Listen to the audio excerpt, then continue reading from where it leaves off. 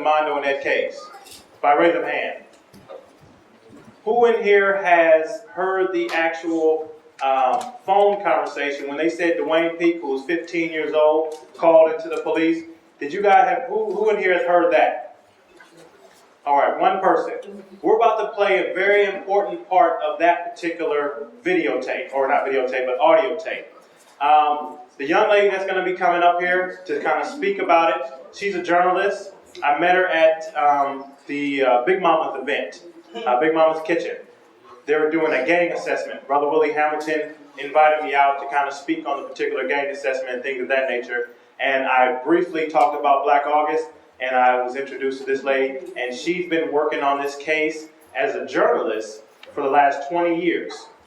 She has a very strong theory and opinion in regards to that case, and she's going to share that. But specifically, we're going to deal with that videotape, the phone analysis, and the disposition when they were going back and forth between Dwayne Peak and whoever this individual was that called in and said to come to 28th in Ohio. Some chick was something like that, where ended up the police officer came and there was a bomb in the suitcase and it blew up. So at this time, I would like to introduce Kietryn. Do you want to briefly say something, or you just want to start playing the tape and then afterwards you'll speak? We never did a sound check, so I have to hit play here. Okay. Yeah, he's not an expert at any. Is that too loud? Is that good? All right, let's run it. The testimony that he might give here is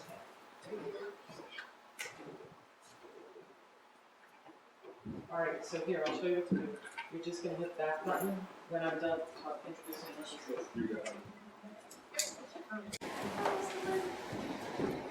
Let's give it up for Kietryn.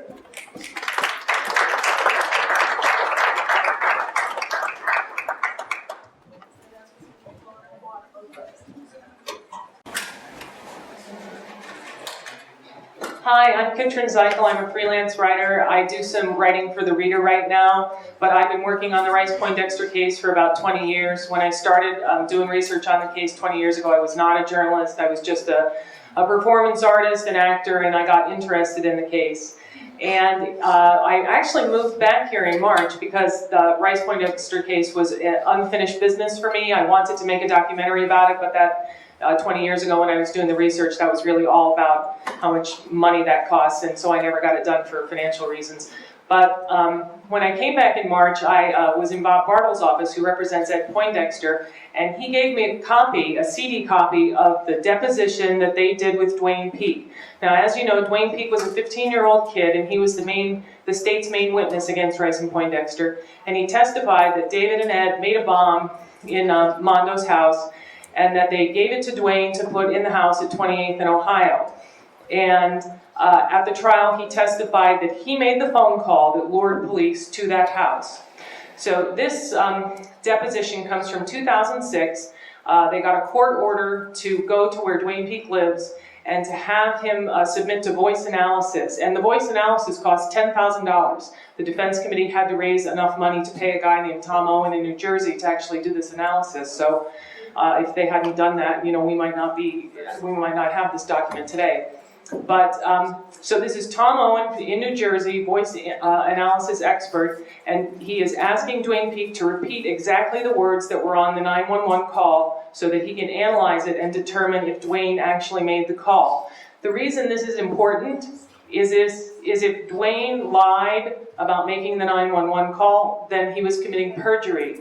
And what's even more important than that, if the Douglas County attorneys knew that they were putting a witness on the stand who was committing perjury, then they are also at fault. But unfortunately, when this voice analysis and the briefs were submitted to the courts, the Nebraska Supreme Court said it doesn't matter if Dwayne Peak didn't make the call. It doesn't prove that Mondo and Ed are innocent.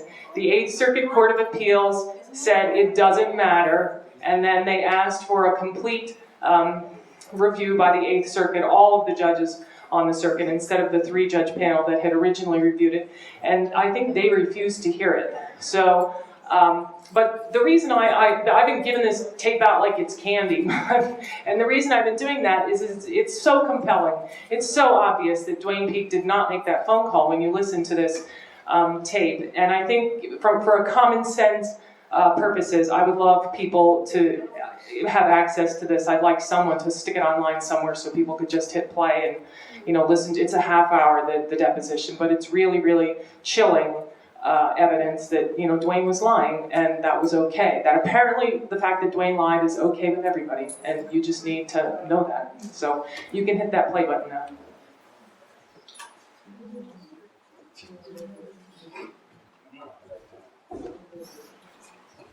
This will go on for like 10 minutes, and then I want to just play you a little snippet at the end.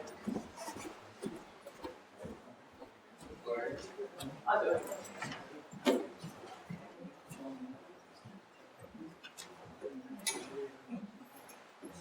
Judge, okay.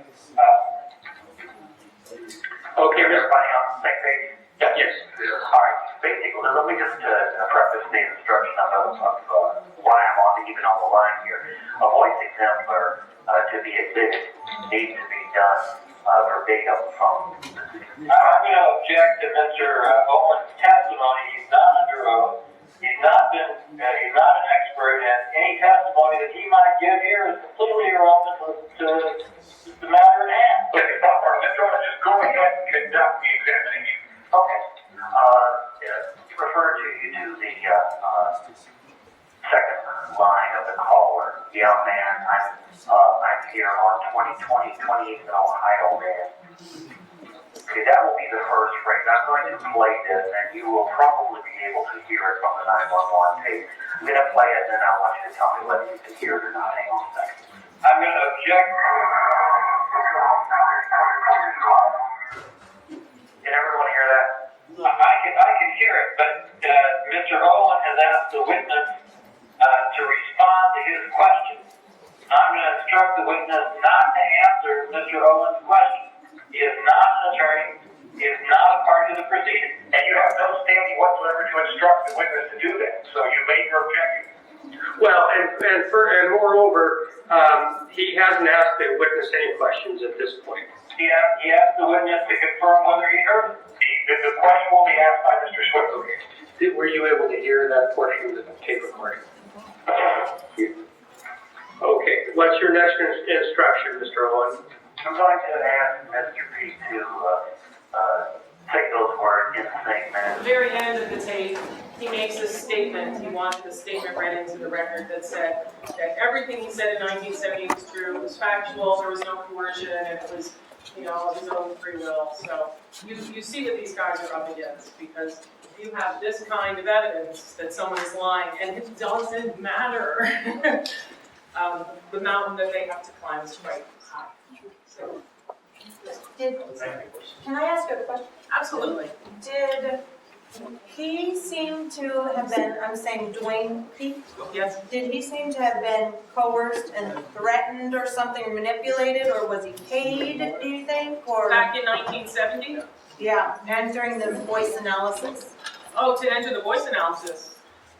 When he had to do the voice analysis, it was by court order. The attorneys it was actually Ed Poindexter's attorney, Bob Bartle, who obtained a court order because they knew where Dwayne lived, and then they wanted him subjected to voice analysis, because this was their one thing that they thought they could prove. They could prove that he didn't make the call, and then what they hoped was they could get back into court, and then when you get into court, you can do discovery, you can subpoena records, and you can subpoena witnesses, and that was what they wanted, get back into court so they can continue to do investigation and try to prove that they didn't do this. And because it didn't matter that Dwayne didn't make the call, they couldn't get back into court. But So, Dwayne said he did make the call. yeah, oh yeah, he did. So he's holding to this day. Absolutely, he is. And at the very end of the tape, he makes this statement that says, everything I said in 1971 is true, it all happened, I wasn't coerced, I did it of my own free will, and it's all true. So to this day, he is standing by his testimony. What would be his motivation if it's not true? Hopefully, Tarek, on the 13th, when they have their forum, I think that perhaps there'll be more presentation of evidence, and we can throw around theories, I don't know. You can theorize about this case all day long. It's so complicated and frustrating. But he was a 15-year-old kid. And when I talked to Ernie Chambers about this case 20 years ago, he told me that he didn't think Dwayne Peak had anything to do with the bombing. He wasn't even sure that he had a suitcase that day. But basically, Dwayne was seen with a suitcase during the day, all day long in North Omaha. And because it was a suitcase bomb, and it was actually over that weekend, there's some question as to whether he was seen with the suitcase on Saturday or Sunday, but the bombing was a Sunday, Monday. So he had a suitcase. His reason for having a suitcase was that he was collecting his belongings from all the different places where he stayed, because he lived with his dad, but his mom had just died. He stayed with cousins and aunts and uncles and friends and whoever. So he's collecting all his stuff from all over town, and he's supposed to leave the state to go join the Job Corps. And so he's collecting his stuff, and he has a suitcase. He's gonna leave for the Job Corps right around the time of the bombing? Exactly. So when Dwayne Peak, Dwayne Peak had a suitcase that weekend, he became the prime suspect. So, but the thing about the bomb is, what you have to understand is the bomb was made in like an American Tourister kind of hard suitcase, and they had to drill a hole in the bottom of it, according to the testimony from the trial, about the kind of bomb it would have been. And so there was a hole drilled in the bottom of the suitcase, and there were wires sticking out of it. And the wires would have to be, you'd have to take a nail or a thumbtack and nail it to the floor and lay the suitcase down, or position the suitcase in such a way. That wire was going to a clothespin, and there was a piece of wood attached to the wire that held the clothespin apart. And on the insides of the clothespin were two thumbtacks. And so the wood prevented the clothespin from making an electrical connection. If you pulled the wood out of the clothespin, the two thumbtacks would join, send a spark to, or an electrical signal to blasting caps. The blasting caps would explode. They were embedded in some dynamite. What I really would love to do is make a dummy replica of this bomb with something that isn't dynamite but weighs the same. And I take together 3 cans of tomato paste, because it was big sticks of dynamite. And so each of them weighed about 2 pounds. And then I tried to tape 3, fake dynamite things of tomato paste into a suitcase where I'd taken the lining out, stuffed it full of newspaper, and it had a battery in it, a big battery, not a little battery, but a big battery. And this kid is supposed to have carried this live bomb with this unbelievably triggering device. He was supposed to have carried this bomb from 4 o'clock in the afternoon to 11 o'clock at night, gone inside and outside of houses and apartment buildings and inside of cars and outside of cars. And that alone, like if people knew the crazy story that he told in court, my God, I can't believe that anybody believed this crazy story. And that's Dwayne. Yeah. So I just really, I'm a journalist, so I'm not, I'm not doing this because of any kind of political prisoner. That's not my take on it. My take on it is, what are the facts? And I can rip all those facts to shreds. Every single one. You haven't got a single piece of evidence that I can't rip to shreds. And so I want people to join me in being journalists and do this like a community journalism project where we're all journalists. And I want you all to, submit the evidence to that kind of rigorous analysis and say, oh my God, there isn't a piece of evidence against these men that stands up. Any other questions? Thank you for listening.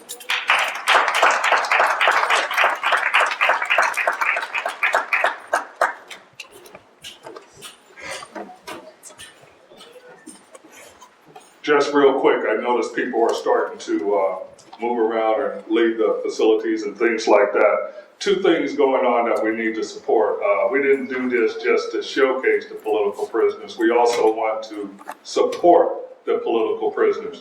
And there's a couple of ways you can do that. First of all, at the table where Brother Tariq Al-Amin is sitting, there are DVDs and T-shirts available for purchase, which goes directly to Mondo and Ed. On the table to the far left in the back of the room, you'll see some school supplies. Well, we're going to raffle off those school supplies. That money that is raised is going directly to Mondo and Ed so that they'll have money to use behind bars. The books on the other counter on the right side there, those books are available. Take what you want, but we are asking for a free will donation. Again, all those funds are going directly to Mondo and Ed. We will put that in a money order and send it directly to them. Also the last piece, on the back counter, there is a petition there to reopen the COINTELPRO investigation. Now, Black America has to be politically attuned that not only do we have a black president, but we also have a black attorney general. The attorney general has the power to reopen that investigation. What we want to do is start to collect signatures to send to the attorney general to reopen COINTELPRO so that we can hopefully get a lot of the political prisoners you see along the wall, including Mondo and Ed, out of prison based on the fact that they were entrapped through this program called COINTELPRO. So if you will like to purchase a raffle ticket, we initially wanted $5, but whatever you're willing to give, we do have the little grab bags, and I believe there's only 8 of them left back there, but we do have the little grab bags left. If you just want to make a donation, that's fine also. So just let us know. I'm going to go ahead and turn it back over to our MC this afternoon, Brother Collis, and thank you very much.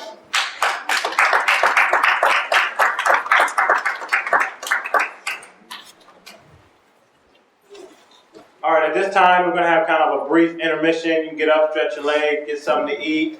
In regards to the library books, I want to give thanks to the Omaha library down off of Ames. They donated all those books. So those are free to take. The only requirement is, outside of if you can make a free will donation, is to please sign your name. Like if you pick up a Malcolm X book, put the Malcolm X and the author, or whatever book you take, just write it down on the little sheet up there. And then outside of that, just enjoy. We're going to play a little bit of audio over the intercom, and then we're going to quickly gather together, and then we're going to do the Freedom Fighter breakout sessions. Thank you.